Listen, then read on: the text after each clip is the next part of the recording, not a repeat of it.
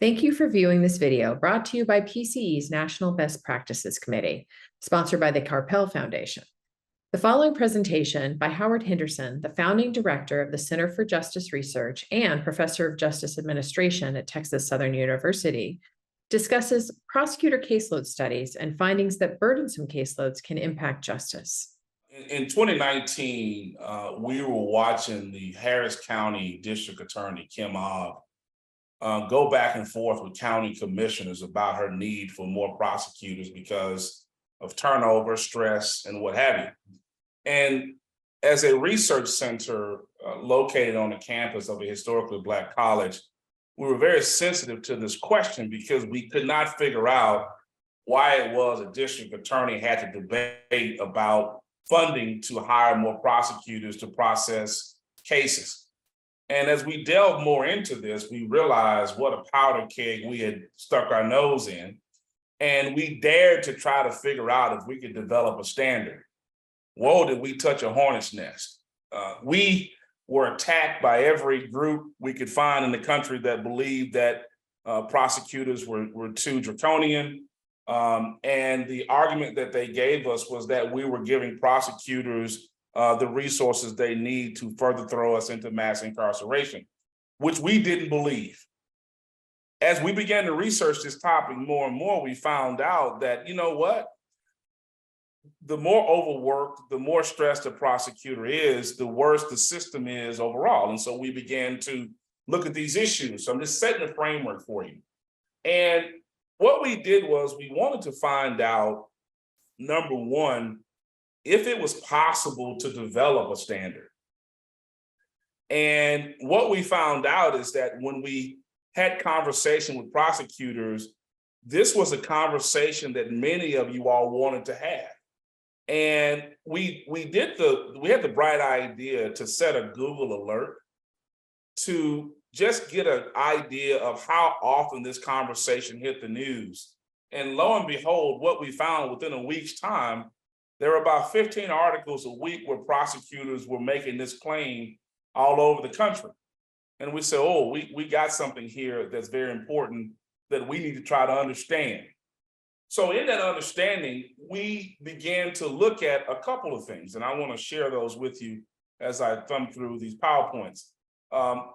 First thing we did was we heard consistent complaints of being overworked, overburdened, underfunded. District attorneys quit the job. They can't process cases as they need to. They start talking jail overcrowding. Nonetheless, we wanted to better understand this issue. Coming out of that, we said, listen, let's take a couple of prosecutor offices and let's look at, on face value, what the prosecutor to resident ratio was. Now, listen, this is a very crude measure, but we wanted to get some sense of just where everybody was. And as you can see, there was really no rhyme or reason to what this looked like.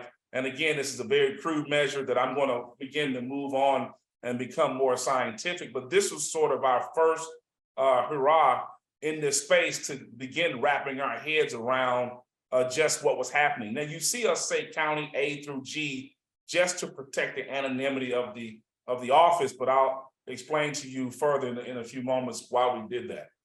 Now, what you see here is we begin to look at sort of what the population looks like of these counties, the number of prosecutors they had, number of investigators, the staff, the total FTEs. But then what we also found very interesting was the prosecutor office's operating budget. And we began to have conversations with many of these prosecutors just about, how that budget was determined. Was there any sort of mathematical calculation that somebody was trying to develop to determine how much money you needed? And that conversation kind of went all over the place. But let me move forward to this next point I want to make. And it's just this. So that we better understood what we were dealing with, we wanted to look at, how many cases were being filed per prosecutor relative to whether or not it was a misdemeanor filing, a felony filing, if this case was disposed of and whatnot.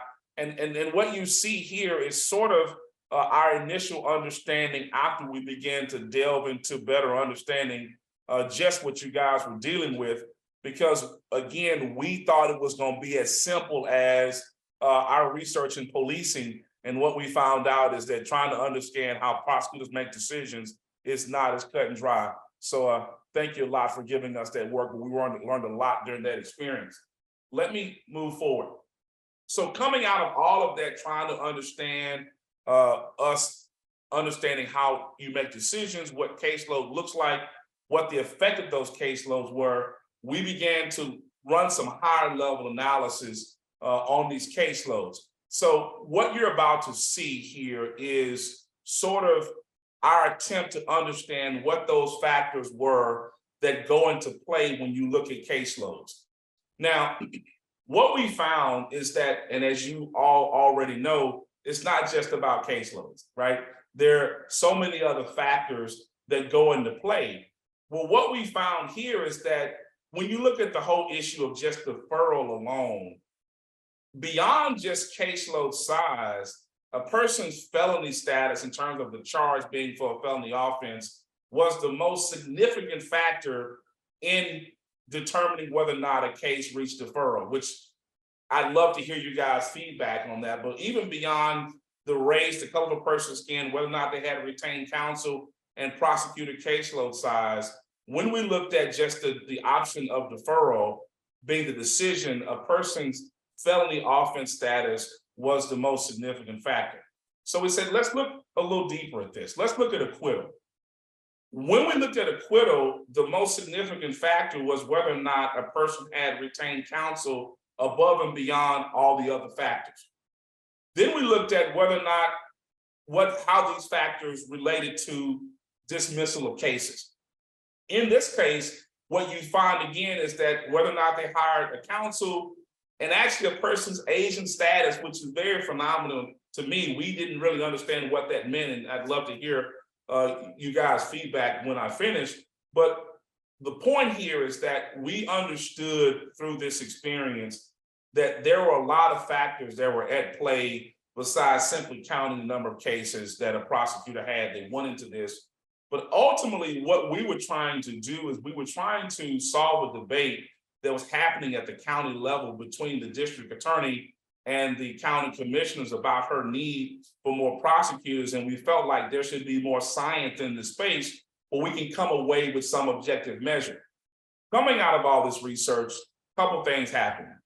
One, we've had several other funded studies to work on in the space, and I can talk about those later if we have time.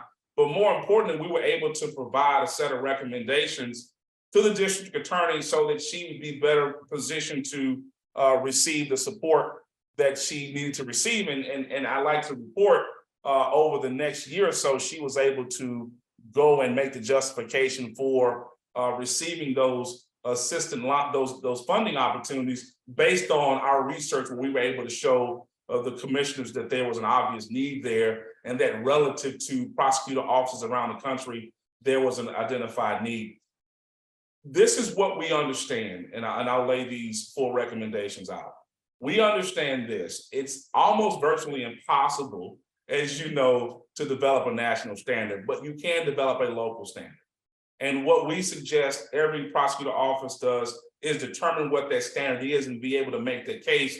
And we're here as a resource to help you in that place. But also, we found this national debate between the prosecutor office and the public defender's office. And I don't know if that ever will end, but there's always this tug of war going on. And so we felt like all the resources have been devoted to public defenders and everyone was overlooking the needs of the prosecutor's office. And so we want to step in and help where we could.